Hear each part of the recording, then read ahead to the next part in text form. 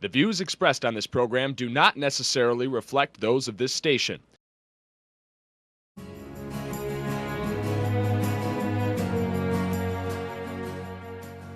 Welcome to Insights into Northeast Michigan, a WBKB News public affairs program.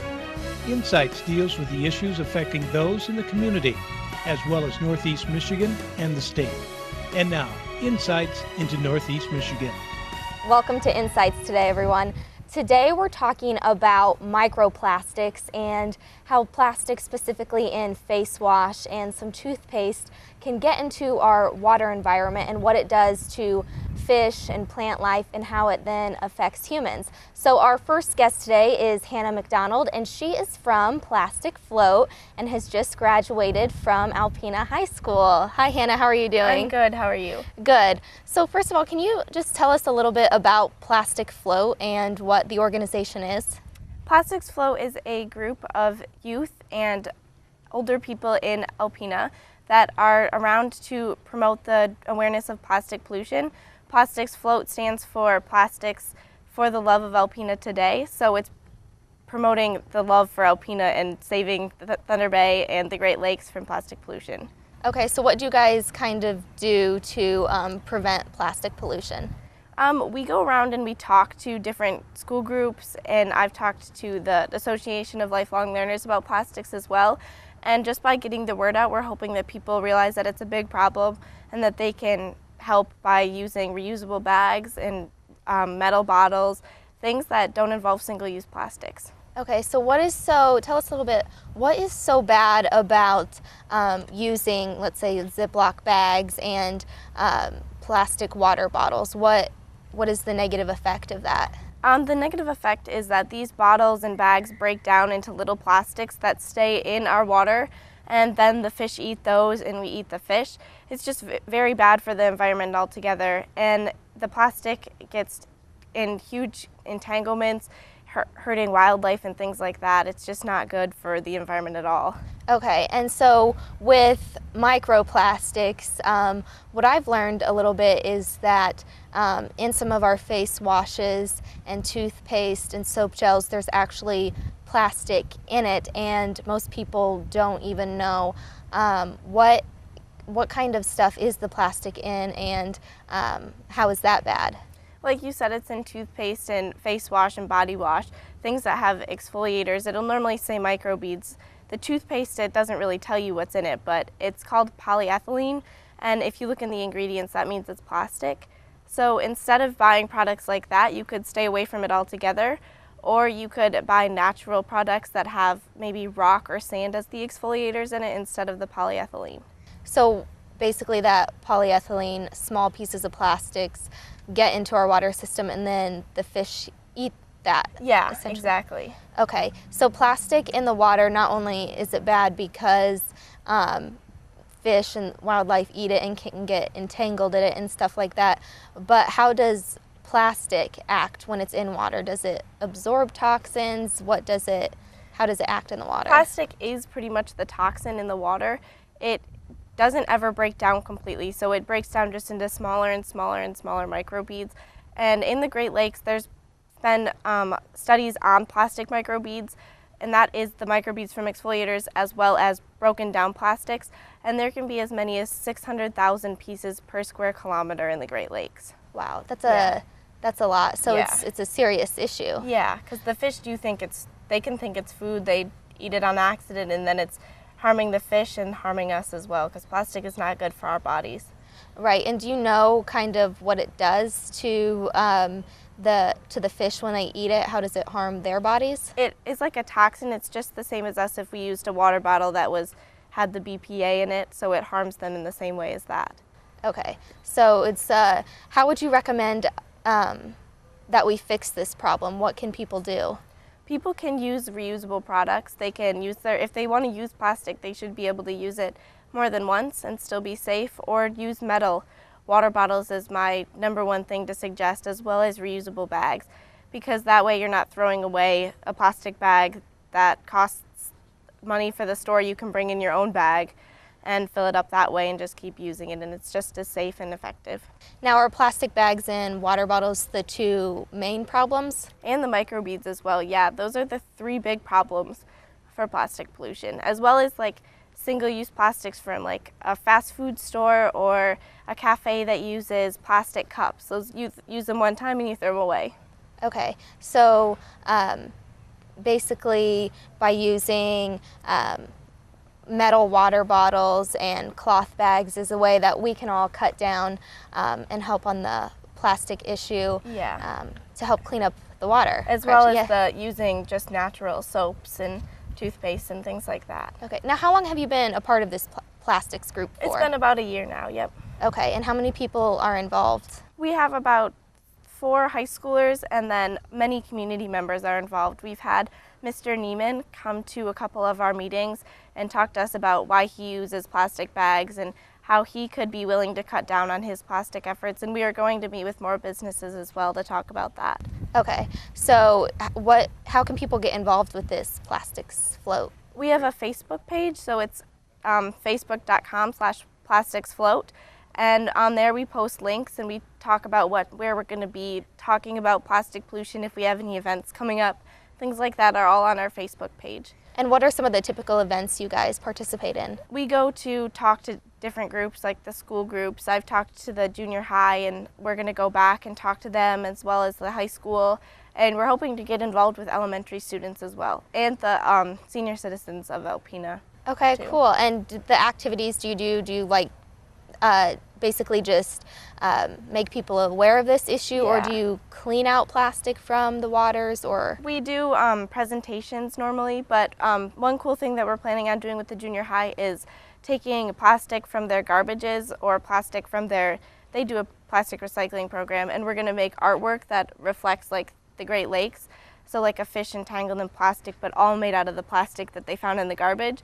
So that's one of the plans for Plastics Float, and I think that'll be a really effective way to show the kids that like plastic harms the environment. Yeah, that'll be a really cool art project to actually see the waste that's harming the animals put into artwork. So that's a really cool project. Yeah. I look forward to seeing that. Yeah. Well, thank you so much, Hannah, for You're being welcome. with us today. We appreciate all your knowledge on the plastic float group, so thank you for that. You're welcome. We'll be right back after this.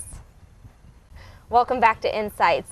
Our second guest on the show today is Mike Glowinski, and he is the utility manager from the Alpena Waste and Water Center. So how are you doing today, Mike? I'm well.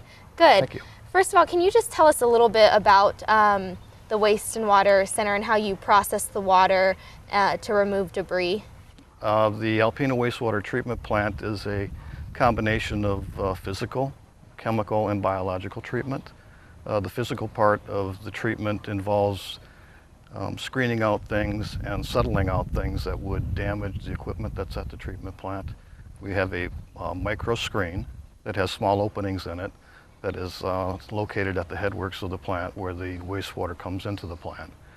Things like plastics and wood and rags are removed there. The screen accumulates that debris, and it runs periodically based on the differential pressure of the water on one side of that screen or the other. What's removed is then taken up into a grinder, and it's ground up so that it's easier to manage. It's washed, and then it goes into a dumpster where it's taken off for landfilling.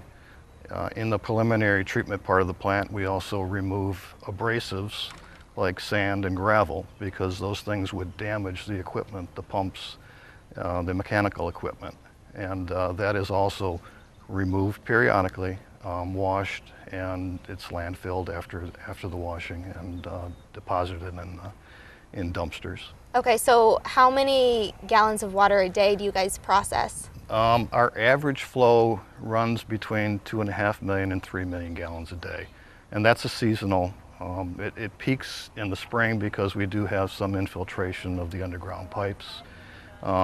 We also have a little bit of inflow from water that rainwater and snow melt and things like that can get into the system. So we have various times of the year where our peak flow can go up to 6 or 7 million gallons a day. Oh, wow, that's a lot. So out of all of that water, I'm sure there is a lot of debris that comes through. There is a lot of debris that comes through. Now, is most of that debris, would you say, caused by humans putting it in the water, or is it just, does it happen naturally? Well, really the only thing that should be put down a drain or flushed down a toilet is human waste and toilet paper. A lot of people do put things down the drain that should not be put down the drain, like wipes. Wipes do not break down when you put them in water. Tissue paper does not break down. We have had some problems with wipes, and generally those wipes, because they don't break down, they will clog the lines, and that becomes a problem in the mains, and it can also become a problem in people's lines. And when their lines back up and they continue using water, it ends up in their basement generally. And that the lines of, are you talking about pipes and stuff within the water system? Pipes underground, Yeah. out in the system. Okay. Out in the system. What is the main debris that you see coming through that you have to continually take out?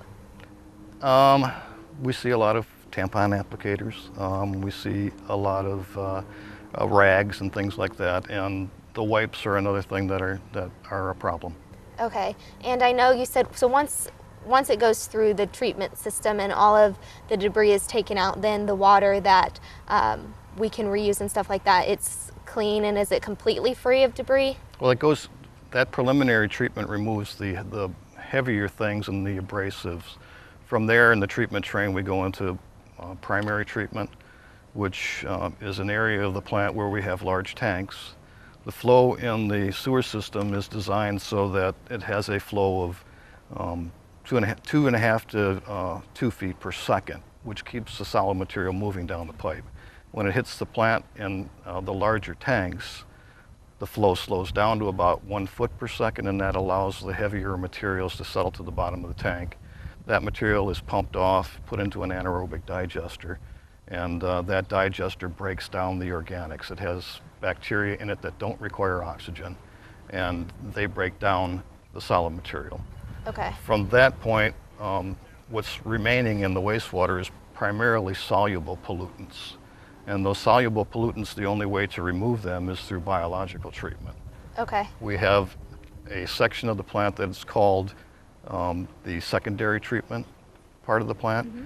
It is a biological treatment. We have a culture of aerobic bacteria. They require oxygen. From the primary tanks, that's the treated water goes into the secondary system where it's mixed with the culture of bacteria. The bacteria utilize the pollutants, the soluble pollutants that are in the water for food. We supply them with air because they're aerobic. After approximately 2.5 to 3 hours of aeration, that water then goes into clarifiers, which again slows down the velocity of the flow and allows the culture of bacteria to settle to the bottom of the clarifier. Okay. And we keep pumping off the bottom of the clarifier back into the aeration basin to keep that culture there and active and available for treating that soluble pollutant flow. What are some of the soluble pollutants that the bacteria works to get rid of? Well, we remove phosphorus with chemical treatment. We add a chemical that precipitates the phosphorus that's in the water.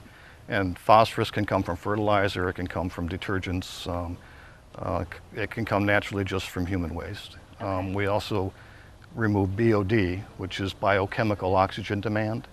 The organics that are in the wastewater, if they were put into a natural lake, river, the bacteria that are in that lake will utilize that pollutant, that soluble pollutant for food. But they need oxygen to do that, just like we need to have oxygen to respire and digest what we eat. The bacteria also need oxygen, and they will rob the oxygen that is in the natural system so that other things that need oxygen to live can't live. Okay. And now the microplastics that are in face wash and toothpaste and stuff like that, we were talking earlier, does that stuff completely, at the water treatment plant, that stuff you can't, it's so small you can't take it out of the water, correct? We can't even see that.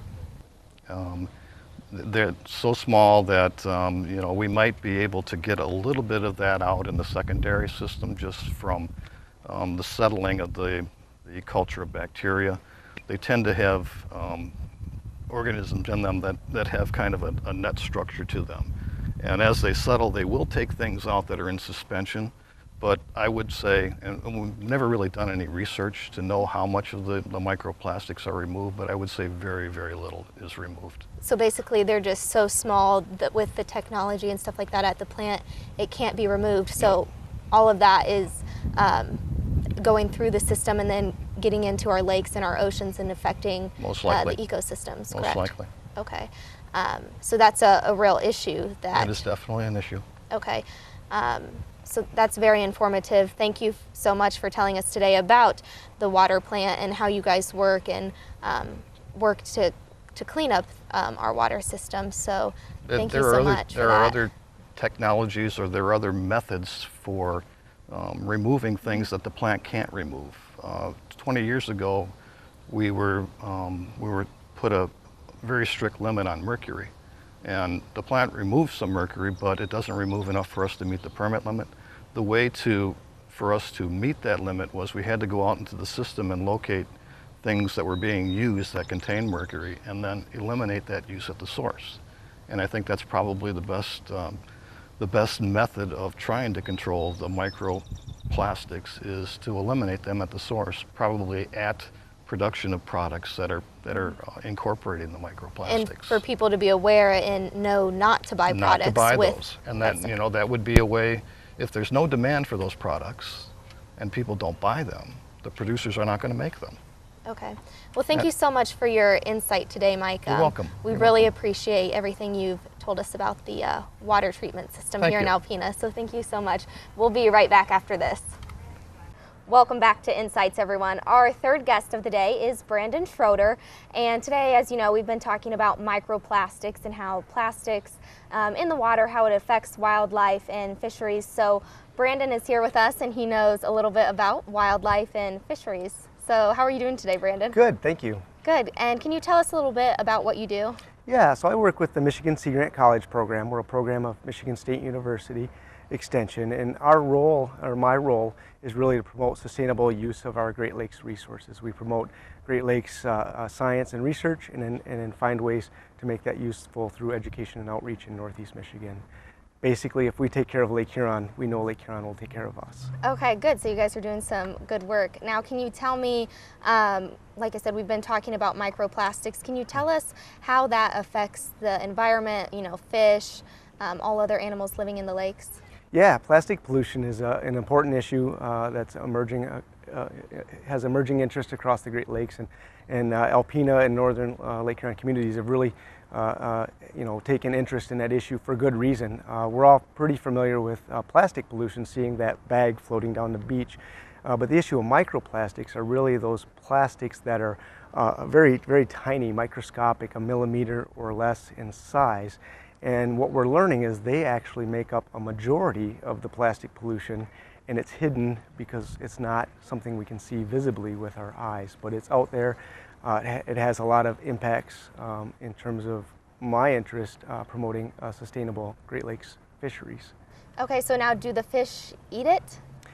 Yeah, so microplastics are really a problem of multi concerns. There's a physical concern, and most people will be familiar with a gull with a piece of plastic wrapped around its leg.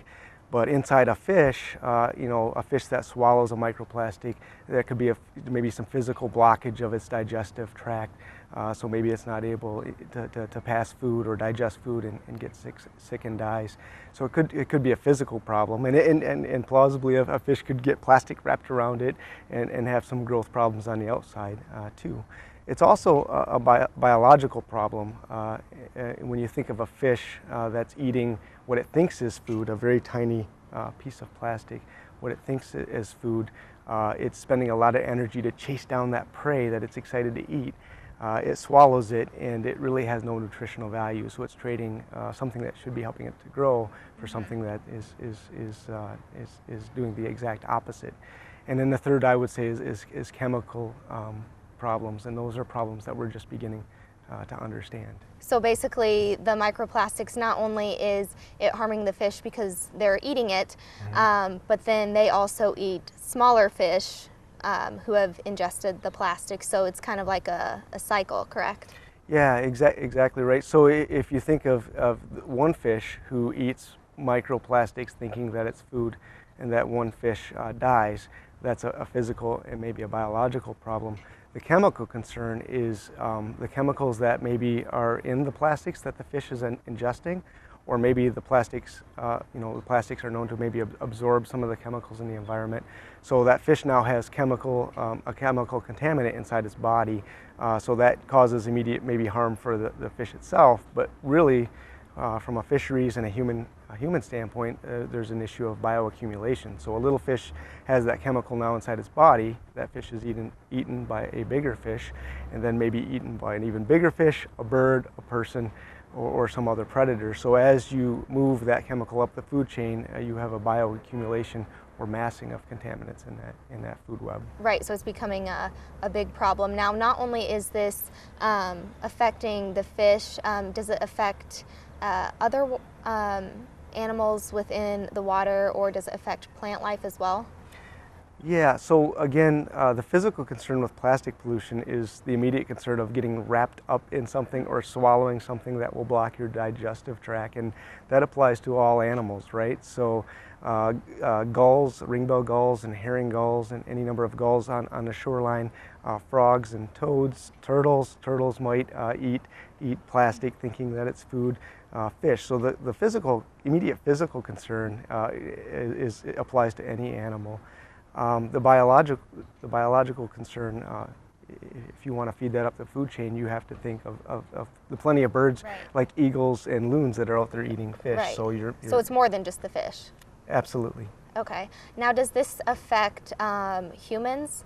Because I know a lot of people think, yes, they know there's plastic in the water and it's affecting just the fish and wildlife, but they might not think of how it affects humans. So does it affect us? Well, I would always start with you are what you eat, right? So fish are an amazing source of nutrition. They're good for our heads, they're good for our hearts, they're good for our health, and so eating fish is an important part of our diet, and so making sure those fish are good to eat is important. So if we're paying attention to the food we eat, we want to also pay attention to the food that those fish are eating. So if they're feeding on a food chain that has contaminants in it, that's definitely something we should keep our eye on. And what I would say with microplastics, that's a big area of research right now, and very little is known. We know a lot about chemical contaminants in the food web and why that's problematic, bioaccumulating up the food chain, but we know very little about the specific link to microplastics. We know plastics are they're chemical polymers, they can absorb chemicals, but we know very little about what that means as it works its way up the food chain. Right, so like the full extent of what it's actually doing and all the harm it's actually causing, correct? Right. So it seems like it definitely is a cycle. Then, humans, we pollute the water, then the fish eat it, and then we in return eat the fish. So it's a negative cycle, correct? Yeah. I would say plastic pollution is a very important issue, and having plastic being consumed at the very base of the food chain. So those little millimeter microplastic, let's say beads out of a consumer facial scrub that's being eaten by a tiny little fish, eventually will feed up the food chain. And so we want to think think very hard about what that means to us as people who fish for fun and for food. Right. So what would you recommend people do, or what can we do to help clean up the lakes, the oceans, and just cut down on our plastic pollution?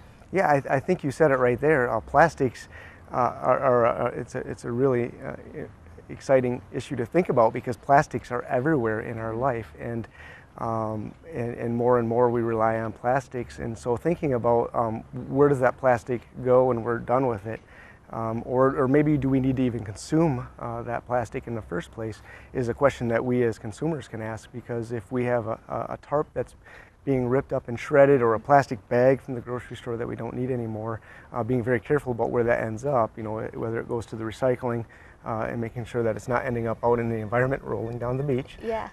That's an important consumer choice that we can make to help with this issue. The other is the microbeads that are in, say, consumer facial scrubs. You know, if you're gonna, not that we shouldn't clean ourselves, but you as a consumer have a choice in the products that we purchase when we go to the store. So looking for products that don't have contain those microbeads is an important choice that we can make as consumers. Okay, so basically just being aware of what's in the products we buy and how much plastic we consume and how we dispose of it, basically. Okay. Yeah. Well, thank you, Brandon, so much for sharing all of your information and knowledge with us today. We really appreciate it. Absolutely. Thank you. And thank you guys for joining us here on Insights Today. Be sure to tune in next week for another edition. Insights into Northeast Michigan is produced by WBKB News. If you have any comments, suggestions, or topics you would like to see on a future show, please email WBKB News. This has been a production of Thunder Bay Broadcasting Corporation. All rights reserved.